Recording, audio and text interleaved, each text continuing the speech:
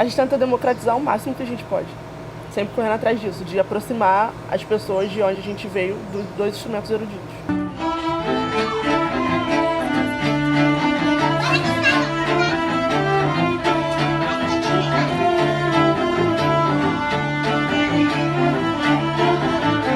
Foi depois de uma apresentação que a gente teve no Planetário da Gávea, de um outro projeto social, e daí não tinha comida, então um amigo nosso que já tocava na rua deu a ideia de todo mundo tocar, e pro rodízio de pizza. Aí a gente tocou em frente ao shopping da Gávea, isso foi em 2017, né? Isso. Uhum. Foi em junho de 2017, por aí. E daí a gente começou a tocar, tocou, e foi pouco tempo, tipo 1h30.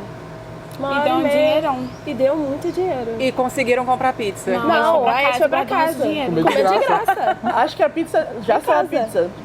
Assim não. A pizza, a gente não comeu a pizza ainda. Aham. A pizza não rolou desde 2017, a gente não juntou Do nosso todo dinheiro, mundo. não. Nosso dinheiro não. Não. Com a Então quando galera- é que vai rolar essa pizza? Então, Não isso sei, aqui... quando a gente tiver dinheiro sobrando. É verdade. Isso, Não é sempre que tem isso, né? Porque Sempre- todo mundo se olhou e, cara, todo mundo tava começando na universidade, a maioria, aí Cheio de muito xerox. xerox, passagem, gente, vamos guardar o dinheiro e comer em casa de graça.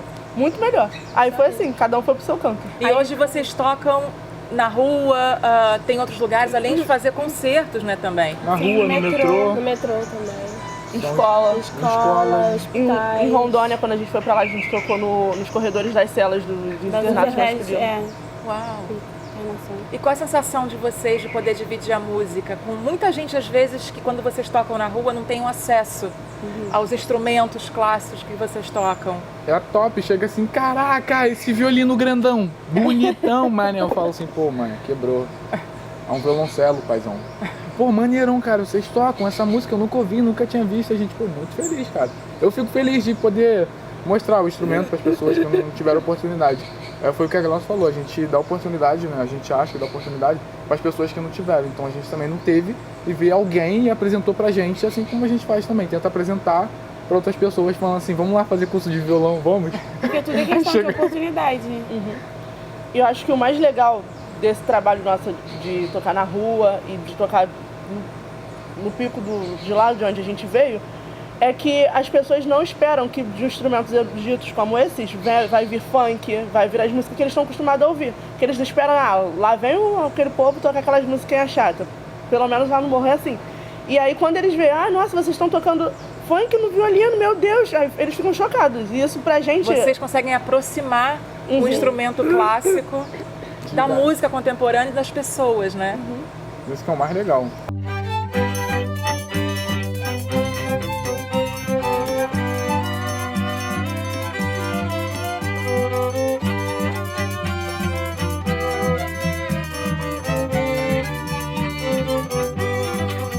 E, gente, vocês todos entraram em contato com a música através de projetos sociais, né? Conta um pouco como foi esse encontro de vocês. Eu conto essa história pra todo mundo e as meninas já devem estar de saco cheio. Eu falo que eu aprendi a tocar violoncelo, que eu queria aprender a tocar violão. Mas aí um amigo meu, ele chegou falando lá no colégio que tinha um projeto lá no morro que dava aula de violão. Aí eu fui todo empolgado, né? Caraca, violão. Violão, eu fui lá ver o violão. Aí era violino, violoncelo, contrabaixo, viola. Eu falei assim, mano, mas cadê o violão? Ele, pô, violoncelo. Aí eu fui pro violino, né? Aí eu fui pro violino, só que, pô, não deu muito certo, porque o menino que me ensinou, ele veio, colocou a queixeira aqui, me machucou, eu falei assim, irmão, mas se passar a parada não. Aí a tia Rita queria me colocar no contrabaixo, mas, pô, eu moro lá no pico do morro, alto pra cacete, falei assim, pô, tia Rita, não vai dar certo. Eu subi com esse negócio até lá em cima. Ela, então tem um instrumento top pra você, o violoncelo. Aí eu fui pro violoncelo, aí eu falei assim, pô, mano, vamos ver, né? Tinha lanche, dava lanche. Sempre que eu ia tinha lanche, então eu falei, vou pelo lanche. Aí eu fui gostando, fui aprendendo as músicas, eu falei, pô, mano, tô sentindo algo diferente aí. Aí eu fui aprendendo, quanto mais você vai aprendendo música difícil, mais você quer. Aí acabou que eu gostei. Se encantou. Acabou que eu falei assim, mano, não quero mais fazer faculdade de veterinária nada, eu quero fazer música. De veterinário, então, foi pra música. Foi pra música, muito louco. E o violino, também vocês todos em projetos sociais, vocês todas também. Sim. E por que o violino? Porque o meu avô tocava violino. Seu avô tocava violino? Meu avô tocava violino. E antigamente eu não sabia. Assim eu comecei a estudar violino, depois de um tempo eu fui ver as fotos que tinha lá em casa E eu vi que meu avô tocava, eu, caramba, meu avô toca violino. Aí minha mãe contou que ele tocava na igreja, nunca fez aula, nunca teve professor, não sabia ler partitura nem nada, sempre de ouvido. Autodidata. Isso. E então me inspira até hoje a tocar. E você, Gláucia? Por que o violino?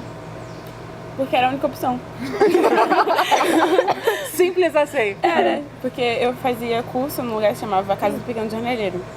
Aí, a mulher que administrava o projeto da Juliane, ela foi pra lá pra conseguir recrutar crianças pra tocar violino. Aí eu tinha 14 anos e ela falou pra mim que eu não podia, porque eu já era velha, ela queria, crianças mais novas. Aí eu comecei a chorar e eu pedi pra ela, por favor, que eu queria tocar violino. Aí ela falou assim, então tá bom, Gláucia, toca violino. Aí eu comecei a fazer aula, porque lá só oferecia aula de violino. Aí eu comecei a gostar e continuei. E continuou. No E meu Jéssica? caso, tipo, foi muito... Praticamente foi obrigada, tipo, vai. Eu fazia balé, aí eu cansei do balé, eu fiz quase 10 anos de balé. Aí a minha avó virou, você tá em casa fazendo nada, vai procurar um curso pra fazer. Aí a tia falou, você não queria aprender a tocar violão? É a mesma coisa que o Lucas. Tem um curso ali que tá dando aula de violão. Aí eu fui, gente queria tocar violão também. Já cheguei com um monte de violino, eu tinha horror, pavor, a som muito estridente, a instrumento de arco, meu Deus, o que eu tô fazendo aqui? Meio fiquei frustrada, né? Aí me colocaram pro contrabaixo, porque eu sou alta. Eu falei, não, muito grande. Me mostraram a viola, então vou te dar um meio termo. Tem essa aqui, a viola, tá com pouca gente na turma, que viola sempre é um grupinho pequeno. Aí me mostraram, eu gostei. Mas gostei depois de muito tempo, porque era uma tortura.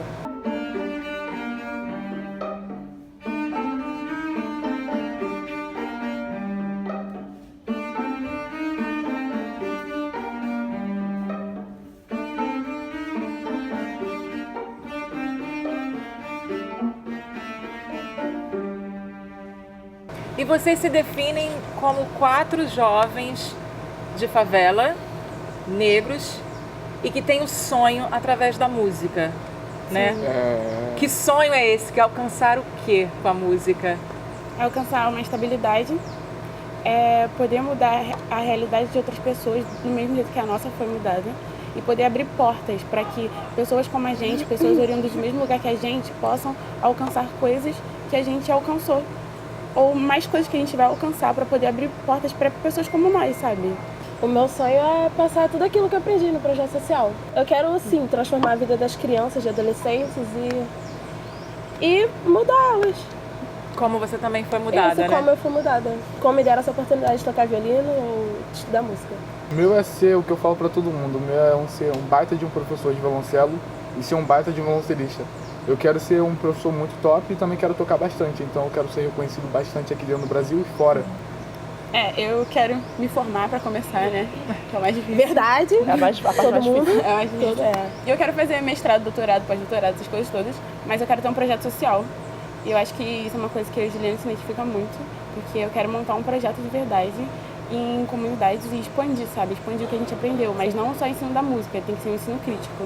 O ensino crítico do mundo, para as pessoas terem outra visão do que está acontecendo. Então, eu acho que a gente tem essa obrigação de formar as próximas gerações, porque a gente pode tocar uma hora, a pessoa daqui a uma semana não vai lembrar o que a gente tocou, mas a gente formar um ser humano é outra coisa, a gente vai mudar a vida dessa pessoa. A educação é tudo, né? Sim. Aham.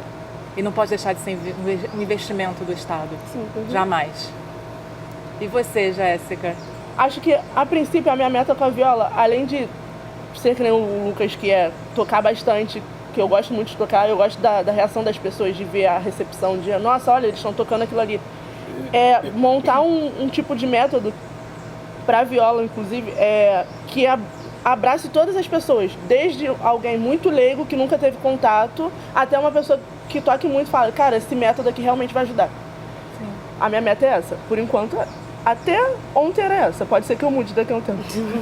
Acho que a música me ajudou a enxergar que o mundo não. No caso, o mundo. Não era só aquilo pequeno que eu vivia. Tipo, aquela... Sabe quando a adolescente se enfia num lugar quadrado? Então, me deu liberdade. Deus vê que eu posso chegar onde eu quiser. Deu ver que não só depende de mim, mas que com muito esforço e dedicação a gente consegue sim sair dessa bagunça toda que tá aqui o Brasil.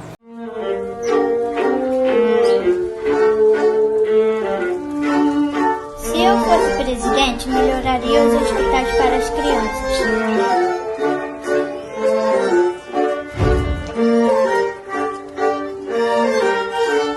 Se eu fosse presidente, ajudaria os moradores de rua. Se eu fosse presidente, iria investir em escolas. Se eu fosse presidente, ajudaria as crianças. Se eu fosse presidente, pararia de construir prisões. Se eu fosse presidente, pararia de atirar nas pessoas. Se eu fosse presidente, deixaria tudo mais barato.